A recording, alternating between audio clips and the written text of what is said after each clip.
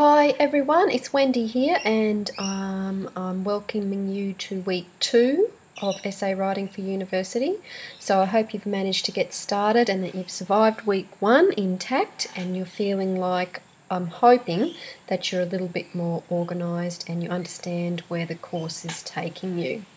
So this week in week 2, as you'll see from the to-do list below me, we're going to continue building the foundation of grammar and sentence structure that we started last week. So last week we looked at the simple sentence. This week we're focusing on extending that and looking at the compound sentence and the complex sentence. So there are a couple more presentations within this weekly topic, and it would be really valuable for you to watch those before you jump into the study guide activities and more detailed explanation once again.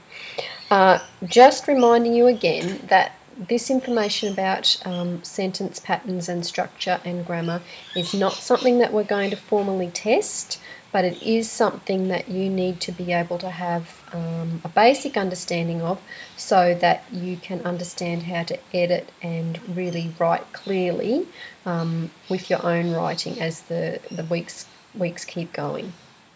So there's 2 other key concepts that we'll look at this week, and they are the ideas of audience and purpose with your writing.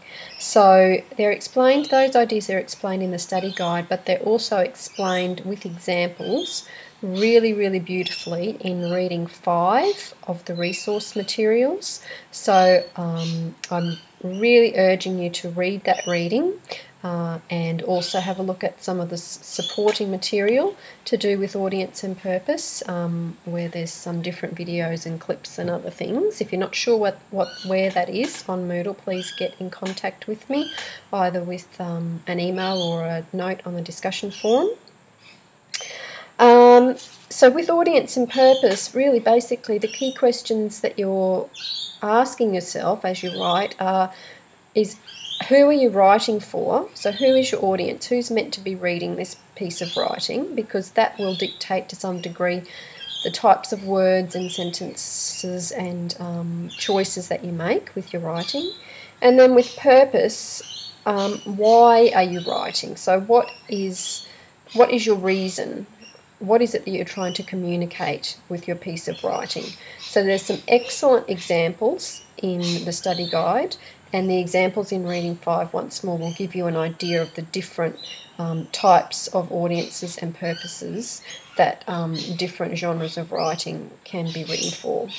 Now there's an activity 114 which is on page 54 of the study guide. That's the holiday activity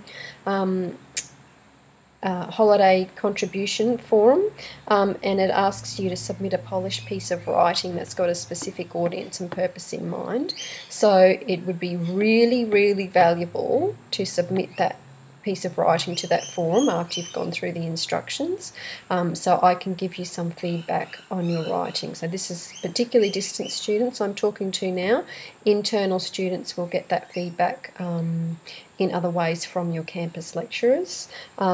But I'd really, it's very valuable for you at this stage, before we get to our first piece of assessment, for you to have some feedback on your writing. So I'm very happy and I'm very keen to see some pieces of writing for you. So take a close look at activity 114.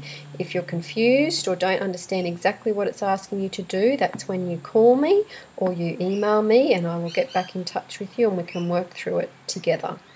And the last thing you need to do this week is take some time to reflect on what you've learned, because by the end of this week you should be completed Module 1 and we'll be moving on to Module 2 next week, which is starting to look at paragraphs. So it's really important that you're trying to keep up to date. If you're having trouble with anything, if you feel like you're behind, that's when you need to get in touch with me also. So I hope you have a really wonderful week 2 with essay writing, and I look forward to hearing from you again very soon.